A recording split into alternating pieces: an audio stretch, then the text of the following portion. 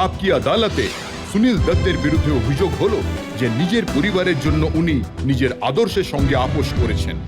আমি আপনার মেয়ে প্রিয়া দত্তের একটা ইন্টারভিউ পড়ি, যেখানে উনি বলেছেন যে ছোটবেলায় আপনি খুব স্ট্রিক্ট ফাদার ছিলেন। সানসেট হলেই ছোটদের বাড়িতে ফিরে আসতে হতো। টিভি একটা লাউঞ্জে রাখা ছিল, সেটা খুবই লিমিটেড টাইমে দেখা হতো।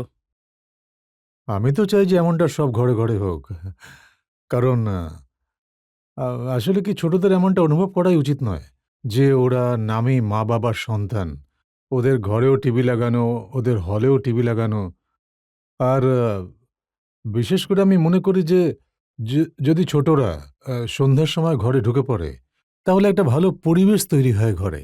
কিন্তু তাই আপনার মনে হয় না যে ছেলের শাসনে কিছু খামতি থেকে গেছে? এই ছোটরা আসলে বেশি ডোসাইল হয়, ছেলেরা একটু অ্যাগ্রেসিভ হয়। তো আমি একদিন ওকে ধরে ফেলি, কারণ যারা আসতো আমার কাছে, প্রডিউসার আর যারা সব আসতো আমার সঙ্গে দেখা করতে, তারা ওকে খুব প্যাম্পার করতো যে ও সঞ্জয় দত্ত, সুনীল দত্তের ছেলে। তো ও অনেক সময় বসে আমার ড্রয়িং রুমে তো সিগারেট খেত, বাইরে ড্রয়িং রুমের বাইরে ফেলে দিত। একদিন আমি দেখি যে ওখানে বাইরে গার্ডেন এভাবে শুয়ে আছে কিন্তু নিচ থেকে ধোঁয়া বেরোচ্ছে। তো আমি দেখি যে এটা কি?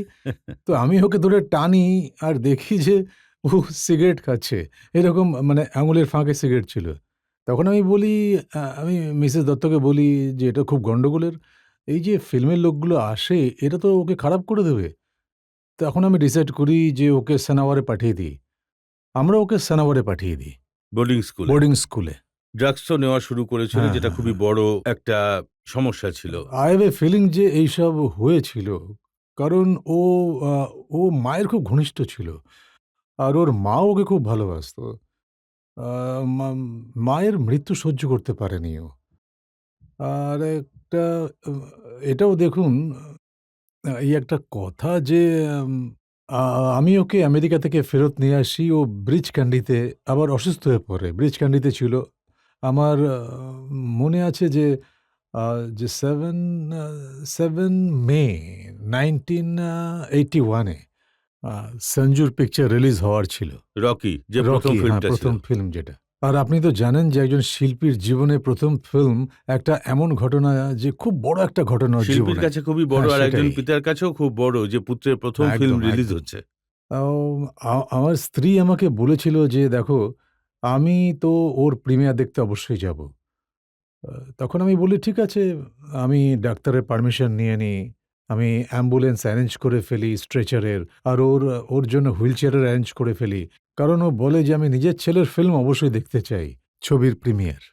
তো আমি টিকিটও বলে দিই, মানে টিকিট যে টিকিট দেয়, সে টিকিট দিয়েছে। আর আমি সঞ্জুর সঙ্গে ওর সিট রাখি। আমি বলি যে, "তুমি সঞ্জুর সঙ্গে বসবে।" তো 7th এ ছিল ওটার প্রিমিয়ার। আর 3rd মে শি ডাইড। তো ও জানতো না যে he was a young boy that time. ও জানাই ছিল না যে ও কাঁদবে না আনন্দ করবে যে নিজের সিনেমা রিলিজ হয়েছে। তো এইরকম পরিস্থিতিতে I think he started this. And I don't blame him because জানেন তো কেউ এমন পরিস্থিতিতে আত্মহত্যাও করে ফেলে।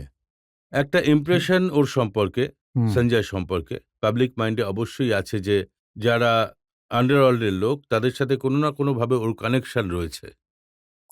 আন্ডারওয়ার্ল্ডের সঙ্গে আমারও তো ভালো কানেকশন ছিল। আ মিথ্যা কেন বলব আপনাকে? মাস্তান আমার খুব ভালো বন্ধু ছিল।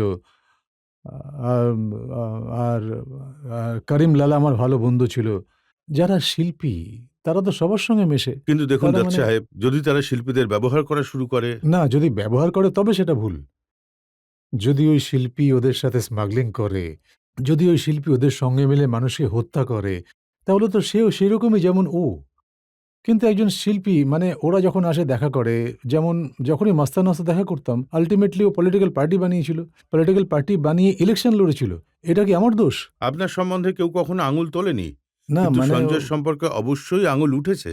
না, এই কারণে যে আজকাল আঙুল তোলার লোক বেশি হয়ে গেছে। মাফ করবেন। সেই সময়ে মানুষ আন্ডারস্ট্যান্ড করতে পারত যে এই মানুষটা এমন হতে পারে না। আমরা দেখা করতাম। ওরা আসতো পার্টিতে, ফিল্মি পার্টিতে আসতো ওরা। আচ্ছা, এটা হুম, বলুন, এটা কি সত্যি? সবসময় হুম, তো আপনি সাম্প্রদায়িকতার বিরুদ্ধে লড়েছেন, শিবসেনার বিরোধিতা করেছেন, কিন্তু সঞ্জয়ের যখন কেস চলছিল সেই সময় সরকারে ছিল শিবসেনা, বিজেপি।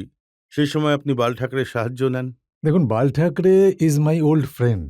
যখন আমি রাজনীতিতে আসিনি তখন থেকে আমি ওকে চিনতাম, and he respect me, I respect him.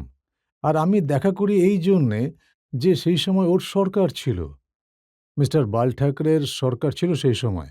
আর আপনার মনে থাকবে যে উনি এটা বলতেন, চাবি আমার কাছে আছে। তো যার কাছে চাবি থাকে রিমোট তার কন্ট্রোল। কাছেই, হ্যাঁ, রিমোট কন্ট্রোল আমার কাছে আছে। এখন যার কাছে চাবি হবে, রিমোট কন্ট্রোল, তার কাছেই তো মানুষ যাবে।